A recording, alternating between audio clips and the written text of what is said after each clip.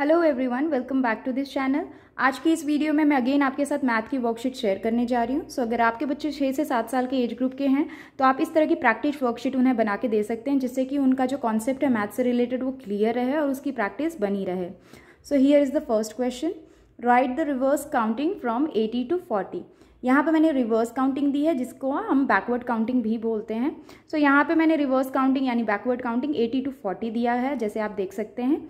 आप इसी तरह से बच्चों को बैकवर्ड काउंटिंग दे सकते हैं, जहाँ तक भी आपने बच्चों को सिखाया है। अगर बच्चों को 100 से 1 तक की बैकवर्ड काउंटिंग है तो आप उससे वैसे भी दे सकते हैं, या वहाँ से किसी भी बीच वाले नंबर्स को लेके आप बच्चों को रैंडमली, जैसे 80 to 40 मैंने यहाँ पे दिया, रैंडमली नंबर लेते हुए बच्चों को आप उस तरह से भी दे सकते हैं। इस तरह का जो कॉन्सेप्ट है ये आप बच्चों को डेली प्रैक्टिस में ज़रूर इंक्लूड करें, जिससे कि बच्चों की जो डेली प्रैक्टिस में जो उनकी बैकवर्ड काउंटिंग है उस पर प्रैक्टिस बनी रहे। अगर आप बच्चों को इंट्रोड्यूस कर रहे हैं इनिशियली बैकवर्ड काउंटिंग, तो आप उन्हें कम नंबर से स्टार्ट करें, जैसे आप 20 से 1 तक स्टार्ट करें, उसकी प्रैक्टिस करवाएं। उसी तरह से जब बच्चे सीख जाएं तो आप 50 से 1 कर सकते हैं या 30 से 1 कर सकते हैं। इसी तरह से बच्चों को आप स्टेप बाय स्टेप सिखाएं, जिससे कि बच्चों की प्रैक्टिस बनी रहे और उसे बच्चे लॉन्ग टर्म तक याद रखें। Here is the next question. यहाँ पे लिखा है राइट द नंबर नेम्स। तो यहाँ पे नंबर नेम्स लिखने हैं बच्चों को दिए गए नंबर्स के, जैसे यहाँ पे नंबर है 76, 104, 569, 286, 112। तो इन सारे दिए गए नंबर्स के बच्चे को नंबर नेम लिखने हैं। यहाँ पे मैंने 2 डिजिट नंबर और 3 डिजिट नंबर के नंबर नेम्स बच्चे के लिए इंक्लूड किया है। अगर आप बच्चों को इंट्रोड्यूस कर रहे हैं या बच्चों को 100 तक के नंबर नेम्स आते हैं तो आप उस तरह के भी नंबर्स दे सकते हैं और बच्चों को कह सकते हैं नंबर नेम्स लिखने के लिए। उसी तरह से यहाँ पे मैंने 3 डिजिट के नंबर्स दिए हैं, तो बच्चों को इस तरह के 3 डिजिट के नंबर नेम्स लिखने हैं। इस तरह का कॉन्सेप्ट भी आप बच्चों की डेली प्रैक्टिस में ज़रूर इंक्लूड करें। इससे क्या होता है कि बच्चों को नंबर नेम्स की प्रैक्टिस बनी रहती है और बच्चे उसे करेक्टली प्रोनाउंस करते हैं, जैसे 289, उसी तरह से 569। इस तरह से बच्चों को पढ़ाया जाता है, इसी तरीके से नंबर नेम को बोला जाता है।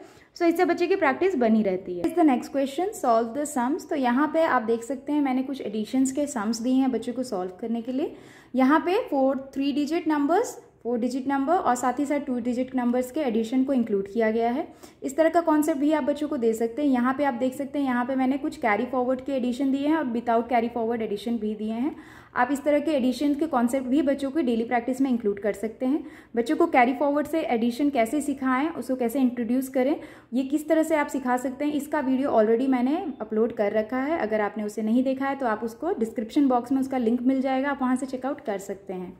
अब उसी तरह से यहाँ पे देखिए, यहाँ पे अगेन मैंने एक सब्ट्रैक्शन का कॉन्सेप्ट को भी इंक्लूड किया है। तो अगेन यहाँ पे 2 डिजिट, 3 डिजिट और 4 डिजिट से रिलेटेड जो सब्ट्रैक्शन है वो दिए गए हैं, जो कि बोरोइंग वाले हैं और विदाउट बोरोइंग वाले सब्ट्रैक्शन दोनों ही इंक्लूडेड हैं। इस तरह का कॉन्सेप्ट भी आप बच्चों की डेली प्रैक्टिस में इंक्लूड कर सकते हैं, जिससे कि बच्चे जितना प्रैक्टिस करते हैं सब्ट्रैक्शन और एडिशन, क्योंकि ये मैथ का बेस होता है, उससे बच्चे और क्लियरली समझ पाते हैं और जल्दी फास्ट एडिशन और सब्ट्रैक्शन को कर सकते हैं। नेक्स्ट एक और कॉन्सेप्ट यहाँ पे मैंने मल्टीप्लिकेशन का इंक्लूड किया है। तो यहाँ पे आप देख सकते हैं, यहाँ पे अगर आपने बच्चों को टेबल इंट्रोड्यूस किया है, आपने बच्चों को टेबल सिखाया है, तो कुछ इस तरह का 1 डिजिट इन मल्टीप्लिकेशन आप बच्चों को दे सकते हैं, जैसे 2 × 3 इज 6। उसी तरह से 4 3s are 12। Next 3 × 2 is 6। तो यहाँ पे आप देख सकते हैं, यहाँ पे इस तरह का अगर वर्कशीट आप बच्चों को देंगे तो बच्चे समझेंगे टेबल को, और उसके बाद रैंडमली आप कहीं से भी नंबर्स को देंगे तो बच्चे उसे समझते हुए, उसे याद नहीं करेंगे, उसे समझते हुए लिखेंगे। जैसे यहाँ पे देखिए, यहाँ पे 2 × 3 है, तो उसका भी जो आंसर है वो 6 होता है। उसी तरह से अगर बच्चे 3 × 2 पूछा जाए तो उसका भी आंसर 6 होगा। तो इससे बच्चे कंफ्यूज नहीं होंगे, वो समझेंगे और उसके बाद ही इसे सॉल्व करेंगे। तो कुछ इस तरह का कॉन्सेप्ट भी आप बच्चों की डेली प्रैक्टिस में इंक्लूड कर सकते हैं। Is the next question, write the table of 4, 5 and 6। तो यहाँ पे मैंने 4, 5 और 6 के टेबल लिखने के लिए बच्चे को दिया है। अगर आपने बच्चों को जहाँ तक भी टेबल सिखाया है, आप कुछ इस तरह से बच्चों को रिटन वे में लिखने के लिए दे सकते हैं टेबल, जिससे कि उनकी जो प्रैक्टिस है टेबल से रिलेटेड बनी रहे। बच्चों को आप टेबल लिखना तभी सिखाएं जब बच्चों को आप एक बार स्किप काउंटिंग इंट्रोड्यूस कर दें, क्योंकि बच्चे अगर एक बार स्किप काउंटिंग को समझने लगते हैं तो बच्चे इजीली टेबल को सीख सकते हैं। तो अगर आपने बच्चों को स्किप काउंटिंग इंट्रोड्यूस कर दिया है, उन्हें अच्छी तरह से आ गया है, तब बच्चों को आप टेबल को इंट्रोड्यूस करें। इनिशियली बच्चों को आप 2 की टेबल, 3 टेबल, इसी तरह से ग्रेजुअली आप 10 तक के टेबल इंट्रोड्यूस कर सकते हैं और उन्हें इस तरह से रिटन वे में दे सकते हैं। Here is the next question, write the correct number in tens and ones. तो यहाँ पे कुछ नंबर्स दे दिए गए हैं, जैसे 39, 46, 10, 2, 78, 62, 15, 11, 20, 19 इन नंबर्स के बच्चों को प्लेस वैल्यू लिखने हैं टेंस एंड वंस के कॉलम में। तो अगर आपने बच्चों को टेंस एंड वंस का कॉन्सेप्ट क्लियर कर दिया है तो आप कुछ इस तरह की प्रैक्टिस वर्कशीट उन्हें दे सकते हैं। जैसे यहाँ पे 39 है तो बच्चे को ये पता करना है कि 39 में जो 9 है वो कौन से प्लेस वैल्यू पे है, और सेम वैसे ही 3 कौन से प्लेस वैल्यू पे है। जैसे 9 जो है वो वंस प्लेस पे है तो बच्चे को उसे वंस वाले कॉलम में लिखना है। उसी तरह से जो 3 है वो टेंस प्लेस पे है तो उसे टेंस के कॉलम में लिखना है। यहाँ पे देखिए मैंने 2 डिजिट और 1 डिजिट दोनों ही तरह के नंबर्स को इंक्लूड किया जिससे कि बच्चे को थोड़ा सा ट्रिकी कर सकें, बच्चे थोड़ा कंफ्यूज हो सके। बट अगर बच्चे को अच्छे से कॉन्सेप्ट क्लियर है टेंस एंड वंस का तो बच्चे करेक्टली फाइंड कर जाएंगे। जैसे 2 है तो 2 हमेशा वंस प्लेस पे आएगा। बच्चों को टेंस एंड वंस का कॉन्सेप्ट अगर आपने अभी तक इंट्रोड्यूस नहीं किया है तो इससे रिलेटेड ऑलरेडी मैंने एक वीडियो अपलोड किया है जिससे कि कैसे आसानी से आप बच्चों को टेंस एंड वंस का कॉन्सेप्ट क्लियर कर सकते हैं। अगर आपने वो वीडियो नहीं देखा है तो उसका लिंक मैं आपको डिस्क्रिप्शन बॉक्स में दे दूंगी, आप वहां से चेकआउट कर सकते हैं। Is the next question, complete the number patterns. तो यहाँ पे कुछ नंबर्स दिए गए हैं और इन नंबर्स के जो नेक्स्ट कौन से पैटर्न आएगा वो दिए गए बच्चे को जगह में लिखना है समझते हुए। जैसे यहाँ देखिए यहाँ लिखा है 3, 7, 11, 15। अब इसके नेक्स्ट कौन सा पैटर्न आएगा बच्चे को ये फाइंड करना है। तो अगर आपने बच्चों को स्किप काउंटिंग इंट्रोड्यूस किया है, उन्हें सिखाया है तो बच्चे ये आसानी से लिख सकते हैं। इसमें बच्चे को क्या करना है, जैसे यहाँ पे लिखा है 3, 7, 11 तो बच्चे को ये देखना है कि यहाँ पे कितने नंबर्स स्किप हो रहे हैं और फिर नेक्स्ट नंबर क्या आ रहा है। तो जैसे यहाँ है 3 और यहाँ है 7 तो बच्चे कैसे देखेंगे, बच्चे उस 3 के बाद काउंट करेंगे। जैसे 4, 5, 6, 7 तो कितने नंबर स्किप कर रहे हैं बच्चे, 4 नंबर्स। तो बच्चे को 4 की स्किप काउंटिंग यहाँ पे चल रही है ये समझते हुए बच्चे को लिखना है। उसी तरह से देखिए 7 एंड 11 तो 7 + 4 11 होता है, यानी कि यहाँ पे 4 की स्किप काउंटिंग चल रही है। तो बच्चे को यही समझते हुए बाकी के जो पैटर्न्स है वो कंप्लीट करने हैं। सेम उसी तरह से यहाँ पे देखिए यहाँ पे 9 है, यहाँ पे 16 है। अब बच्चे यहाँ पे ये कैसे समझेंगे कि नेक्स्ट पैटर्न क्या आएगा, 23, 30 और उसके बाद। तो बच्चे को यहाँ पे देखना है जैसे ये 9 दिया है और 16 दिया है, इसके बीच में कितना डिफरेंस है। तो बच्चे कैसे करेंगे, 9 के बाद काउंट कर सकते हैं जैसे 10, 11, 12, 13, 14, 15, 16 तो कितने नंबर्स की स्किप काउंटिंग चल रही है, 7 नंबर्स की। तो बच्चे को ये समझना चाहिए कि 9 + 7 हो रहा है 16। उसी तरह से 16 + 7 करेंगे तो 23 होगा। तो यानी कि यहाँ पे रिपीटेड एडिशन यानी 7 की स्किप काउंटिंग चल रही है। बच्चों को ये समझते हुए यहाँ पे ये जो दिए गए नंबर पैटर्न्स है ये फिल करने हैं। अगर आपने बच्चों को नंबर्स की स्किप काउंटिंग कैसे की जाती है ये इंट्रोड्यूस नहीं किया है तो इससे रिलेटेड भी मैंने एक वीडियो अपलोड किया है कि किस तरह से आप बच्चों को आसानी से स्किप काउंटिंग इंट्रोड्यूस कर सकते हैं।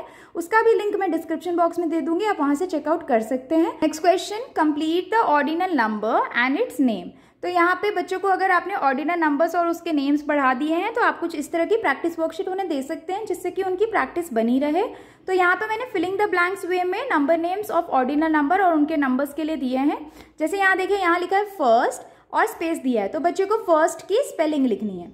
उसी तरह से यहाँ पे 8th है तो बच्चे को 8th की स्पेलिंग लिखनी है, 4th है तो 4th की स्पेलिंग लिखनी है। अब यहाँ पे देखिए नेक्स्ट दिया है सेकंड, तो यहाँ पे मैंने ऑलरेडी नंबर नेम लिखा है ऑर्डिनल नंबर का। बच्चे को ये फाइंड करना है कि ये कौन सा ऑर्डिनल नंबर है। तो जैसे सेकंड है तो बच्चे को ऑर्डिनल नंबर लिखना है यहाँ पे सेकंड। उसी तरह से जैसे यहाँ पे 10th है, नंबर नेम लिखा है तो बच्चे को उसका ऑर्डिनल नंबर लिखना है। इस तरह का कॉन्सेप्ट आप बच्चों को प्रैक्टिस में जरूर इंक्लूड करें। इससे होता क्या है कि बच्चे को ऑलरेडी नंबर नेम्स की प्रैक्टिस होती है और ऑर्डिनल नंबर्स आते हैं तो उससे क्या होता है बच्चे को अगर नंबर्स दिए हैं तो नंबर्स नेम की प्रैक्टिस होगी। उसी तरह से अगर नंबर नेम्स दिए हैं तो नंबर्स को कैसे लिखा जाता है इसकी प्रैक्टिस बनी रहेगी। Here is the next question, complete the following with numerals. तो यहाँ पे आप देख सकते हैं मैंने फिलिंग द ब्लैंक्स फॉर्म में सेंटेंस फॉर्म में कुछ बिफोर, आफ्टर और बिटवीन का कॉन्सेप्ट दिया है। अगर बच्चों को आपने कॉन्सेप्ट क्लियर किया है बिफोर, आफ्टर और बिटवीन का, बच्चों को ऑलरेडी आता है तो कुछ इस तरह का आप दे सकते हैं जिससे कि बच्चे और कॉन्सेप्ट को क्लियरली समझ पाए। जैसे यहाँ देखिए यहाँ लिखा है डैश कम्स जस्ट बिफोर 7 तो बच्चे को यहाँ पे देखना है, यहाँ पे लिखा है just before 7 which number comes 6 तो बच्चे को यहाँ पे 6 लिखना है। उसी तरह से next dash comes before 10 and 12 तो बच्चे को यहाँ पे पूछा जा रहा है बिटवीन 10 एंड 12 कौन सा नंबर आता है वो नंबर बच्चे को यहाँ लिखना है। सो 11 कम्स बिटवीन 10 एंड 12। उसी तरह से dash comes just after 6 so after पूछा जा रहा है यहाँ पे तो after just 6 which number comes 7 सो 7 लिखना है। Same with dash comes just before 1 so before 1 यानी एक 1 से पहले कौन सा नंबर आता है दैट इज 0। उसी तरह से डैश कम्स बिटवीन 15 एंड 17 सो 15 और 17 के बीच में क्या आता है 16।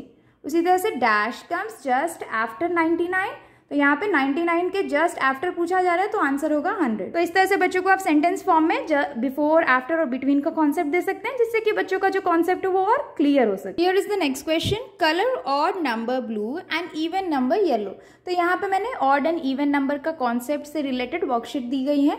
तो यहाँ पे आप देख सकते हैं, यहाँ पे कुछ नंबर्स दिए गए हैं सर्कल में। बच्चों को ये देखना है कि हर एक नंबर कौन सा नंबर ऑड है और कौन सा नंबर इवन है। दिए गए कलर कोड से बच्चों को कलर करना है। जैसे अगर कोई नंबर ऑड है तो बच्चों को उसे ब्लू से कलर करना है, उसी तरह से अगर इवन नंबर है तो उसे येलो से कलर करना है। तो अगर आपने बच्चों को ऑड एंड इवन नंबर का कॉन्सेप्ट क्लियर किया है, बच्चों को सिखा दिया है, तो कुछ इस तरह की प्रैक्टिस वर्कशीट आप उन्हें दे सकते हैं।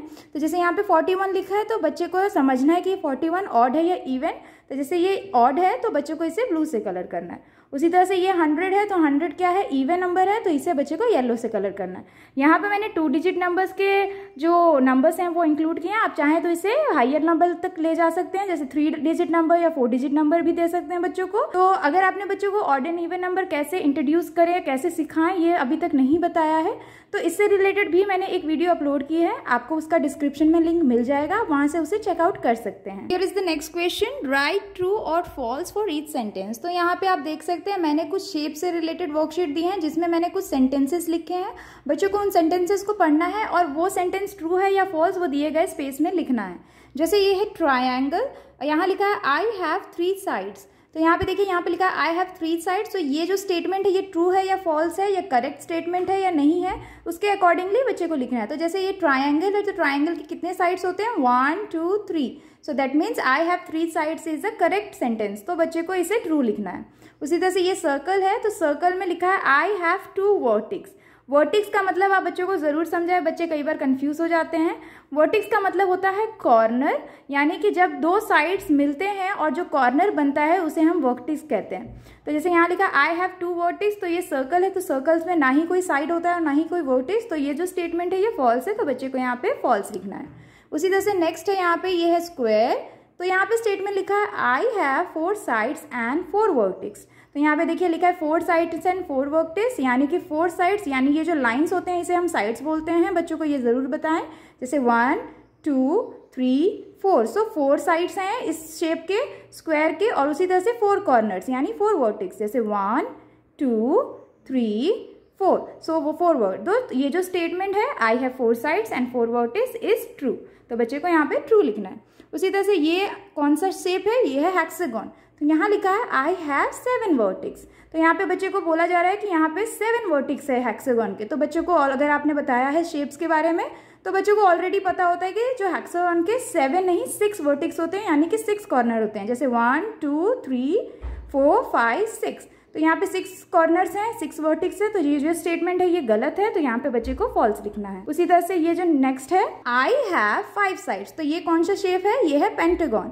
तो बच्चे को ये देखना है, और पेंटागन जैसे बच्चे को पता होगा कि पेंटागन के 5 साइड्स और 5 कॉर्नर्स या 5 वर्टिक्स होते हैं, तो ये जो स्टेटमेंट है ये करेक्ट है, यानी यहाँ पे ट्रू लिखना है।